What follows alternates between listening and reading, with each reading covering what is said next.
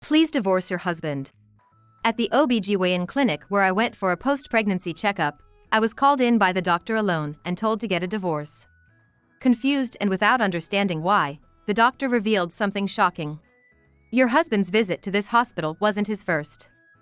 In fact, he has been here several times, and each time with a different pregnant woman. He had impregnated multiple women and then had them all get abortions. The doctor then shared even more astonishing news with me. Hearing those words, my anger towards my husband erupted. I couldn't believe he had been cheating on me and deceiving other women, getting them pregnant, and then forcing them to have abortions. I vowed to make my husband regret his actions and to seek revenge. I am Miranda, 31 years old. I work as a preschool teacher at a nearby daycare center. I met Henry during a mixer in college. Being shy, I had always found it difficult to talk to men, so much so that I didn't have any male friends, let alone a boyfriend. While everyone seemed to be getting into relationships in college, my friends worried about me since I didn't have any such rumors around me and invited me to the mixer. But I wasn't keen on large social gatherings and honestly didn't want to go. While I was thinking about leaving early, Henry sat next to me. Henry was outgoing and good at making conversation. He was the life of the party, and I was nervous when he spoke to me. However, talking to Henry was easy, and time flew by when we were together. Miranda, I'd like to get to know you better. Would you like to exchange contact information? Happy, I exchanged numbers with him. After several dates, our relationship naturally developed. And we got married 6 months later. I thought we would continue to have happy times after marriage, but that was not the case. It was a month and a half after we got married. When work ended, I noticed a message from Henry. He said he was bringing some colleagues home today and asked me to prepare dinner. There were only 2 hours left until Henry's return home. I didn't have enough groceries, and even if I rushed to shop and prepare, I honestly didn't have enough time. I hurried home to prepare the meal, but it wasn't ready in time, and Henry arrived with 3 colleagues while I was still cooking. What's the deal? Dinner's not ready yet. You're really slow, aren't you? Sorry. I rushed to prepare after work. Please, make yourselves comfortable until it's ready. Despite feeling upset by Henry's words, I hurried to prepare the meal. But Henry continued to belittle me afterward. My wife isn't great at household chores, and she's slow at work too, it's quite troublesome. But that's what you find cute about her, right? Well, yeah. I don't like women who are too proud and self-reliant, it's bothersome. But it's also frustrating when someone can't do anything right. I was infuriated by Henry's laughing remarks. If he had told me the day before, I could have prepared, but there's no way I could make it in time if he tells me right after work ends. I need to think about the menu and go shopping. I wish I could tell him to consider that I work too, but being timid, I couldn't say anything.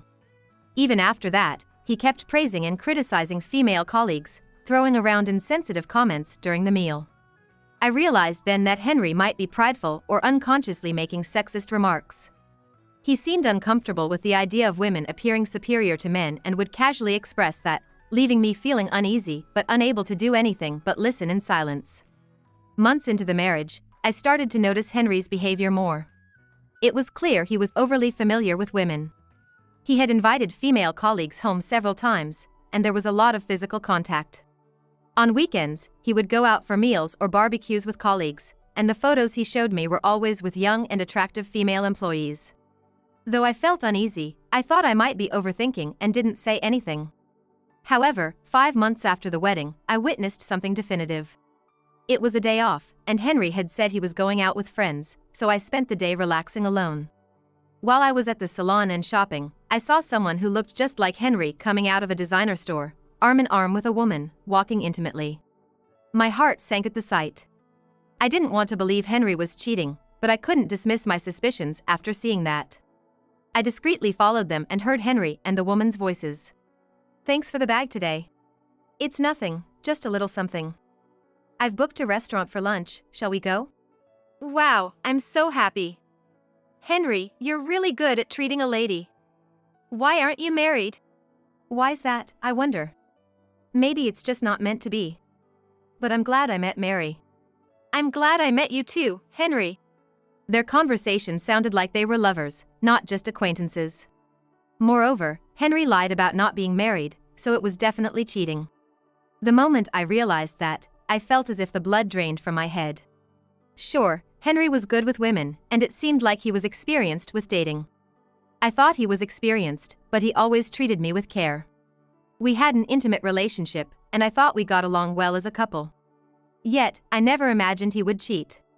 When I confronted Henry after he came home that day, he looked puzzled. "Are you sure you didn't mistake someone else for me?" "Why would I cheat?" "But I saw it. I heard your voice, there's no mistake. There are plenty of guys who look like me. Why would I cheat when I have you, Miranda? Doesn't it sound strange?"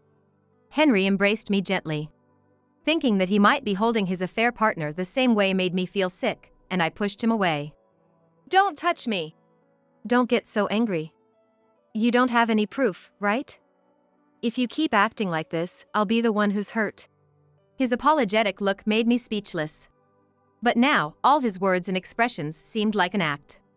Thinking back, he was always on his phone at home and made sure I could never see it. There were many signs of cheating, but without proof, I couldn't press any further. All I could do was cry. 2 weeks later, I started feeling nauseous and unwell, so Henry and I went to the hospital, where I found out I was pregnant.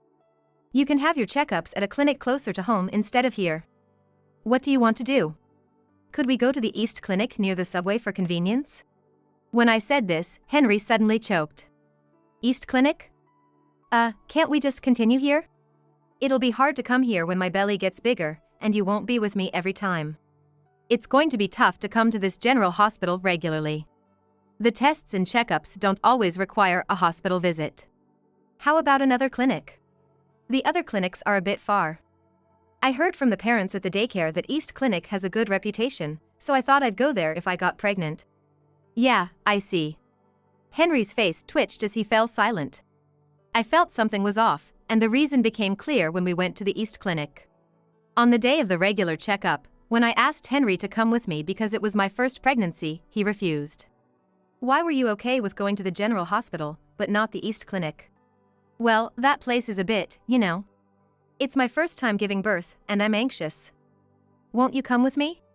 After saying that, Henry, seemingly unable to refuse any longer, reluctantly agreed. We checked in and proceeded with the tests. While waiting to hear the test results, my name was called. As Henry and I tried to enter the consultation room, a nurse stopped him. "Sorry, the doctor would like to speak with the wife alone first." The nurse's evasive words made me anxious that something was wrong. With trepidation, I entered the consultation room where a stern-faced doctor was seated. "Is there a problem?" "No. The baby is doing fine." "Then why was I called in alone?" I hesitantly asked, and after a moment of contemplation, the doctor spoke as if making a difficult decision. "Please divorce your husband." "What? Why would you say that?" "I'm sorry, this may be overstepping, but there's a potential for serious trouble if things continue as they are." What the doctor told me next was shocking. "Your husband's visits to this hospital weren't his first. In fact, he has been here several times, each time with a different pregnant woman." "Could it be a case of mistaken identity?" "No, there's no mistake. A few months ago, there was a commotion with a woman who wanted to keep her baby at the last minute. Your husband was the man involved. Initially, it seemed the woman came with her mother, but she became agitated, insisting on keeping the baby. And when she demanded the father be called to the hospital, Henry was the one who showed up. Apparently, he ended up paying her to go through with the abortion reluctantly, and the incident left a strong impression on the staff. That's why there's no mistaking Henry. And upon checking, we found that he had convinced several other women to get abortions before. His reputation is not good. The nursing staff was worried if you didn't know." Looking around, I saw the nurses in the room avoiding my gaze. A middle-aged nurse approached me and took my hand. "I've been cheated on too. The other woman got pregnant, and there was a huge mess with alimony and divorce. It was really tough, emotionally. I didn't want you to go through what I did." The nurse apologized for being intrusive. Touched by her kindness and shocked by the revelation, I felt tears welling up. Then, the doctor whispered something to me that only I could hear, adding insult to injury. "And there's a problem with the person he just made abort." I gasped at the words that followed. That's criminal." Before things escalate, it might be best to get a divorce. I was speechless. Not only had he impregnated many women and coerced them into abortions, but he had also committed crimes of a severe nature. I could no longer remain his wife. I resolved to give birth and raise this child on my own. As I left the consultation room, Henry approached me anxiously. "Everything okay?" "Yes. I'm fine." "That's good to hear. I'm looking forward to our baby being born." Henry's insincere smile made me feel nauseous. He had made many women abort, and yet he could still smile. Had our roles been slightly different, he would have coldly told me to abort as well. Thinking about how the other women must have felt stirred a deep anger within me. I couldn't let Henry get away with this any longer. For the sake of those deceived by Henry and to make him regret his actions, I decided to seek revenge. I began preparing for both my revenge and the birth. Soon, the time to give birth arrived. Being my first childbirth, I endured excruciating pain for 12 hours. But when I saw my daughter, all the fatigue vanished, replaced by overwhelming joy. I resolved to devote my life to this child. The next day, Henry visited my hospital room. "Congratulations on your childbirth. Sorry about yesterday, I just couldn't get away from work." I responded nonchalantly to Henry, who seemed apologetic. He probably thinks my curt attitude is because he missed the birth. He apologized repeatedly, but I didn't care about that. "So, where's the baby? I want to see her face." "I can't let you meet her." "What? Why would you say that?" Henry was confused as I handed him the divorce papers. "Divorce me." "What? Why all of a sudden? Are you suspecting me of cheating again? Or is it because I couldn't be there for the birth? Such a trivial thing." "Yes, I suspect you of cheating." With that, I pulled out some photos from my bag and showed them to Henry. They were all pictures of Henry walking intimately with different women. And that's more than one woman. "I had a detective agency investigate because I thought you were cheating." "You were seeing multiple people, weren't you?" "That's not true. These people are colleagues from work or acquaintances from my student days. I was just giving them advice. I'm not cheating. Why don't you trust me?" Henry yelled, slamming the table with force. "I feel bad for making you anxious and for my suggestive actions. But really, there's nothing going on. Believe me." I was appalled by Henry's laughing demeanor. He must have deceived people like this before. But I wasn't going to be fooled any longer. To prove I knew Henry's true nature, I took out my smartphone. "What are you doing?" Seeing me operate the phone, Henry looked suspicious. "I'm making a call. Just be quiet for a moment." After saying that, I dialed someone and quickly hung up. Seconds later, there was a knock on the hospital room door, and 4 women entered. "Henry, you were married? Why are all of you here?" "We got a call from your wife. We've all been deceived by you, Henry. You said we couldn't get married now because you don't have money. That's why you wanted me to get an abortion, right? I was told we'd get married once your job situation settled, but for now, it was impossible, so I should get an abortion. That was a lie, wasn't it?" They all berated Henry in unison. As I dug deeper, the affairs became clear. None of them knew Henry was married when they got involved with him. So, I contacted them and explained all about Henry's true nature. Then, they all expressed a desire for revenge. "Miranda, why are you doing this? You've been deceiving us all along, doing whatever you pleased, right? I got married and gave birth, but many had to give up on their pregnancies. Do you understand how painful that is?"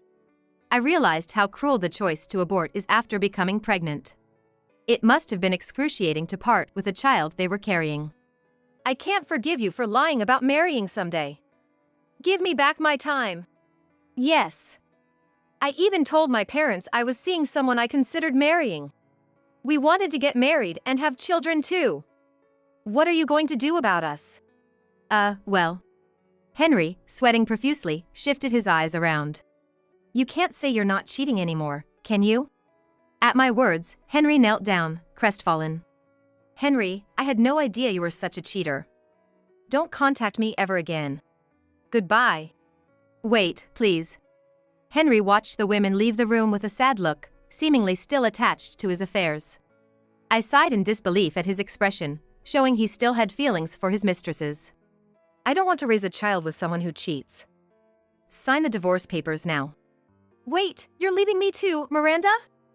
Didn't you say you loved me? I did love you, the person who didn't cheat. It couldn't be helped, I couldn't stop it.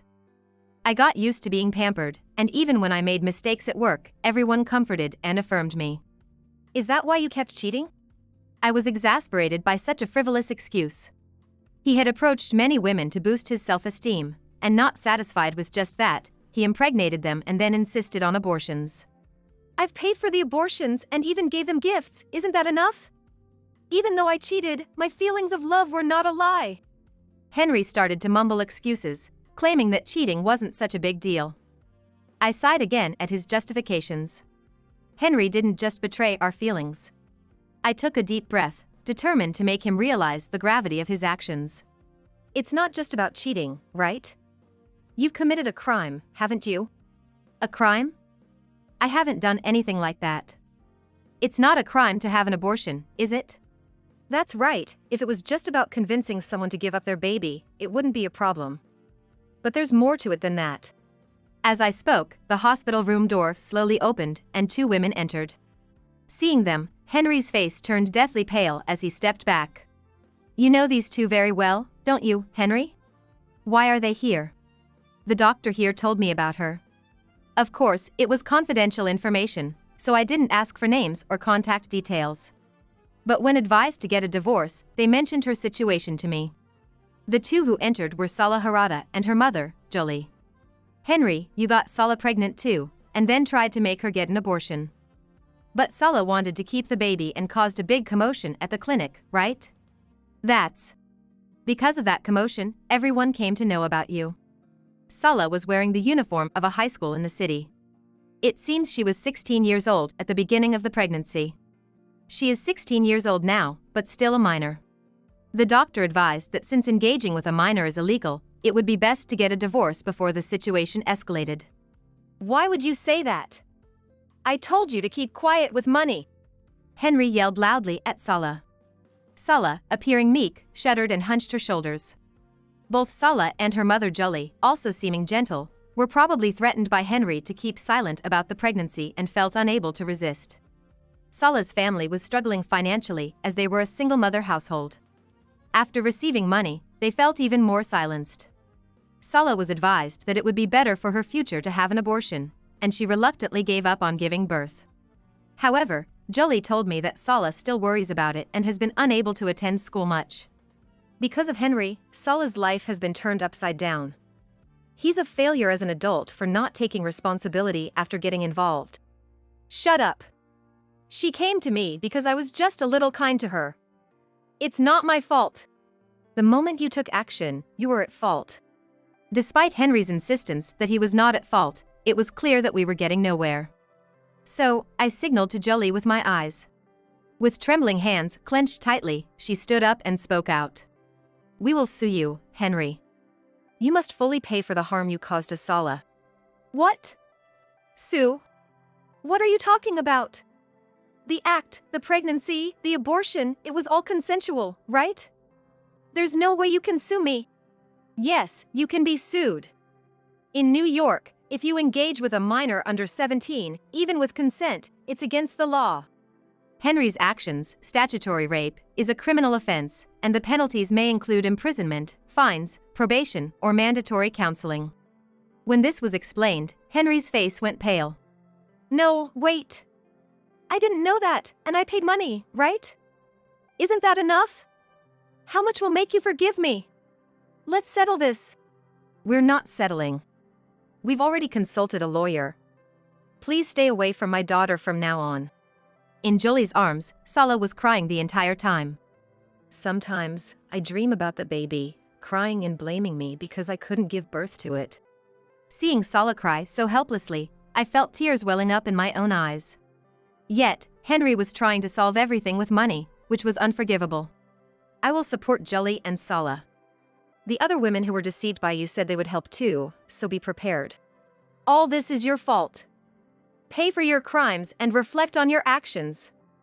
And divorce me, don't have anything to do with me anymore. Henry began to prostrate himself, begging for forgiveness. I was wrong. Please forgive me. If I get divorced from Miranda, I'll be the laughingstock at my job. I was envied for having a beautiful and gentle wife. You married me just to boast about it? Of course. The other women were nice too, but they weren't as beautiful and couldn't cook well. Miranda was my ideal woman. Disgusted to my core, I shook off Henry's hand. Enough. Do you realize how many people you've hurt with your selfish actions? I don't want to have anything more to do with a scoundrel like you. Get out. Don't say that. We're married, aren't we? You're the only one for me. Stop lying. I'll get the divorce and also claim alimony and child support, so be prepared. Please don't leave me. I'll never agree to a divorce. Henry's shouting was cut short as he was escorted out of the hospital by a male nurse and a security guard. Julie and I immediately hired a lawyer. Henry was resistant to signing the divorce papers, but when threatened with court, he reluctantly agreed. We arranged for him to pay a lump sum for 20 years of alimony and child support, and the divorce was finalized. Julie and Sala also hired a lawyer and apparently sued Henry in both criminal and civil court. Henry was arrested for violating the New York laws and sentenced to 2 years in prison. The fact that he caused a pregnancy increased the severity of the punishment. I've heard that he's also being sued for damages to cover Sala's mental health care. Even after his release, Henry will be burdened with a significant amount of debt, leading to a challenging life ahead, but it's all the result of his own actions. Now, I live with my daughter, supported by my parents. Even with my knowledge as a preschool teacher, raising a child for the first time was challenging. But every time I look at my daughter, I feel a surge of determination to do anything for her. Strangely enough, I still keep in touch with Henry's other mistresses. Once a month, we meet for lunch. And our conversations have evolved from bashing Henry to discussing unrelated matters and new romances. Everyone is moving on from Henry and starting new lives. Julie occasionally joins these get-togethers, and I'm relieved to hear that Sala is now attending college and starting to enjoy a normal student life. They don't hold any grudges against me. Instead, they show concern for the challenges of being a single mother. I cannot forgive Henry for betraying these truly kind and wonderful women. However, it is also complicated by the fact that I am glad to have met these women. While our meeting wasn't under the best circumstances, I'm thankful for these lifelong friends. I'm committed to supporting them as they find happiness. And I'm determined to provide a good life for my daughter through my work, household duties, and parenting.